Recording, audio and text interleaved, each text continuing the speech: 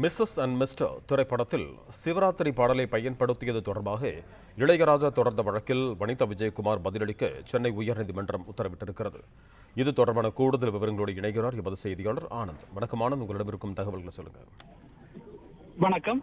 நடிகை வனிதா விஜயகுமார், நடன இயக்குனர் ராபர்ட் ஆகியோர் நடிப்பில் உருவாகியுள்ள மிஸ்ஸஸ் அண்ட் மிஸ்டர் திரைப்படத்தின் கடந்த வாரம் திரையரங்கில் வெளியானது. இந்த திரைப்படத்தில் இசையமைப்பாளர் இளையராஜா இசையமைத்து மைக்கேல் மதன காமராஜர் திரைப்படத்தில் இடம்பெற்றிருந்த ராத்திரி சிவராத்திரி பாடல் இடம்பெற்றிருக்கிறாரும்.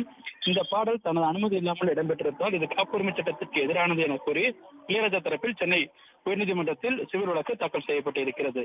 இந்த மனு உயர்நீதிமன்ற நீதிபதி செந்தில்குமார் ராமமூர்த்தி முன்பாக விசாரணைக்கு வந்தபோது இளையராஜா தரப்பில் ஆஜரான வழக்கறிஞர் சரவணன் இளையராஜா இசையமைத்த பாடலை பயன்படுத்துவதோடு அவரின் பெயரையும் திரைப்படத்தில் அனுமதி இல்லாமல் பயன்படுத்தி இருப்பதாக கூறினார்.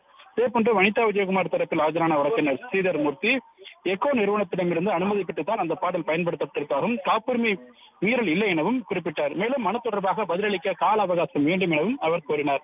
இதனையடுத்து நீதிபதி தற்போதைய நிலையில் படத்தில் இடம்பெற்றுள்ள பாடலை நீக்க வேண்டும் என்ற கோரிக்கை ஏற்க முடியாது எனவும், அவ்வாறு செய்தால் தயாரிப்பு நிறுவனத்திற்கு பாதிப்பு ஏற்படும், எனவே தடை விதிக்கவும் முடியாது என தெரிவித்த நீதிபதி தயாரிப்பாளர் வனிதா விஜயகுமார் ஒரு வாரத்தில் பதிலளிக்க உத்தரவிட்டு வழக்கினுடைய விசாரணையை அடுத்த வாரத்திற்கு தள்ளி வைத்துள்ளார். நன்றி ஆனந்த், உங்கள் தகவல்களுக்கு.